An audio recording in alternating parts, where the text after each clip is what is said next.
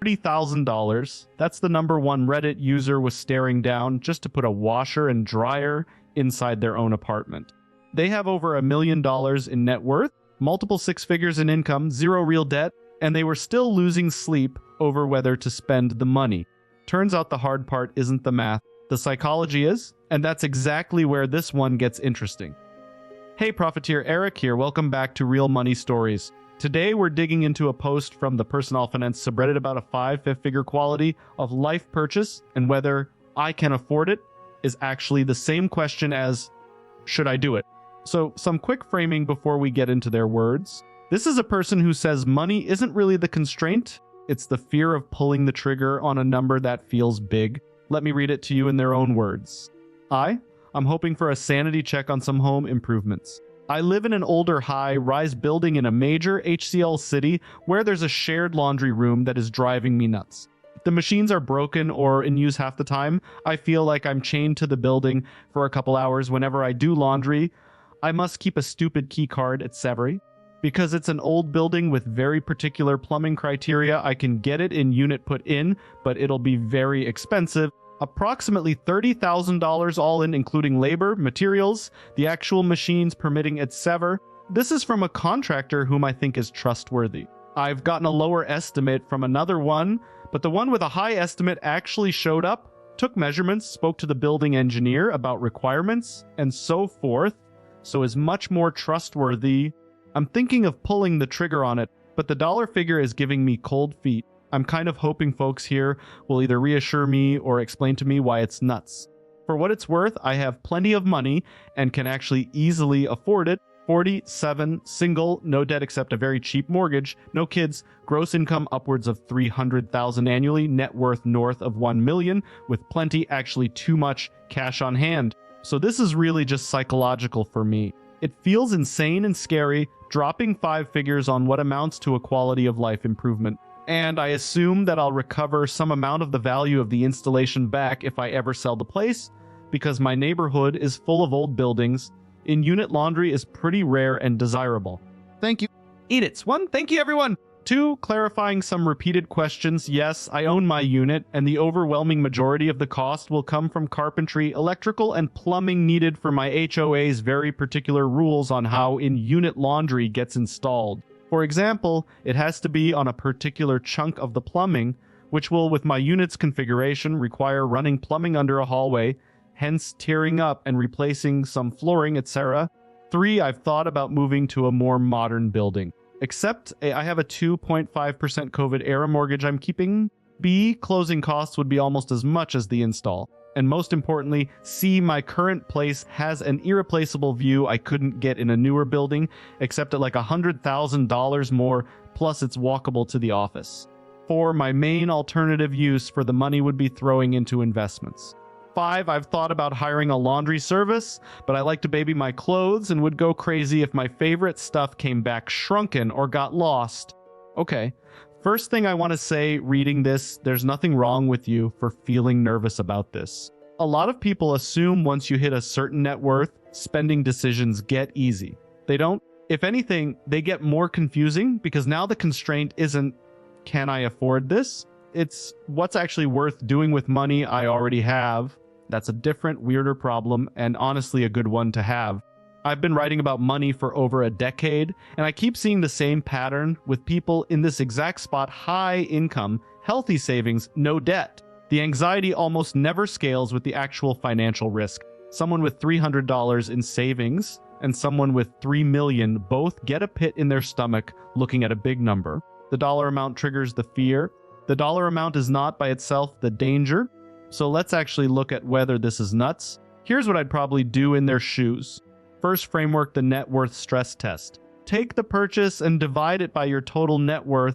$30,000 against a net worth north of $1 million is roughly 3%, probably less. And here's why that number matters more than the sticker price. Financial planners generally get nervous about a single discretionary purchase once it starts eating 10-15% or more of liquid net worth, because that's when it can actually derail other goals. 3% doesn't do that. 3% is a rounding error on a healthy balance sheet. If you ran this same math and got to 25 or 30%, I'd be telling a very different story right now. Second framework: opportunity cost of money sitting still. This is the idea that money doesn't have one price, it has two: what you pay for it today and what it would have grown into if you'd left it invested instead. And here's the mechanism. $30,000 invested and left alone for 20 years has historically grown to roughly triple or quadruple that amount based on long-run stock market averages. So the real question isn't, is $30,000 a lot of money? It's, am I willing to give up that future growth for a washer and dryer 20 feet from my bed? Framed that way, it's still a real cost. It's just a cost worth naming honestly, not leaving vague. Now, up to this point, this has all been pretty textbook. Run the percentages, compare to investing, done. But here's where it stops being textbook and where I think most of the Reddit replies probably missed the real issue. This person already told us cash isn't the constraint. They said it themselves, plenty, actually too much cash on hand, which means the real risk in this story isn't affordability. It's an old high-rise, particular plumbing criteria, and a project that already grew once, from install a washer and dryer to tear up and replace flooring under a hallway. That's the wrinkle. In construction, especially in old buildings, the estimate you get before the walls are opened is rarely the final number. Third framework, and it's a simple one: the contingency buffer rule. Contractors and renovators generally build in 10 to 20% on top of any estimate for old building surprises, because old buildings hide problems behind walls that nobody sees until demo day. And here's why. Once you've opened a wall to run plumbing under a hallway, you're already committed. You can't easily stop halfway and put it back, so the real number to sit with isn't 30,000. It's closer to 33 or 36,000, and the concrete next step is simple: ask the contractor in writing what the cost does if they hit something unexpected once the floors open.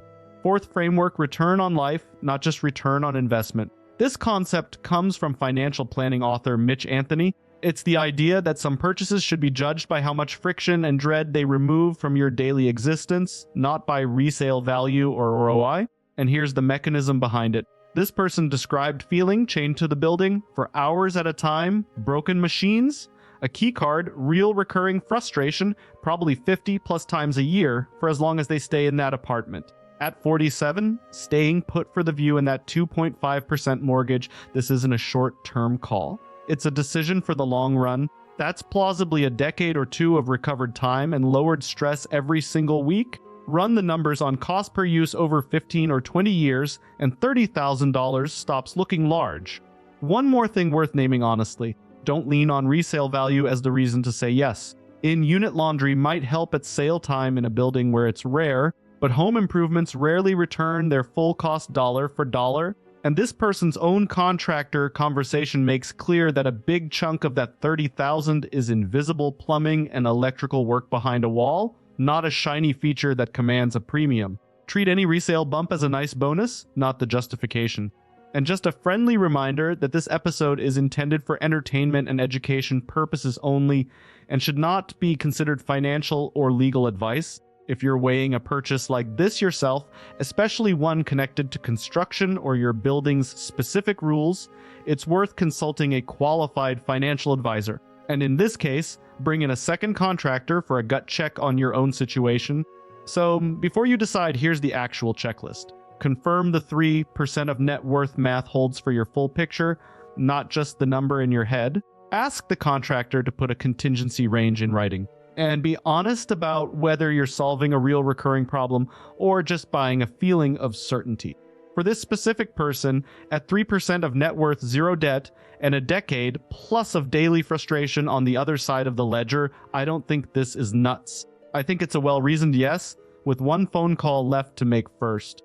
The specific number here was $30,000. But the principle isn't about laundry, and it isn't about being rich. It's about learning to separate: can I afford this? From, is this worth it? Because once your basics are covered, that second question is the one that actually runs your life. That applies whether the purchase in front of you is $30 or $30,000. If you found this helpful, share it with someone dealing with the same thing. Until next time, stay profitable.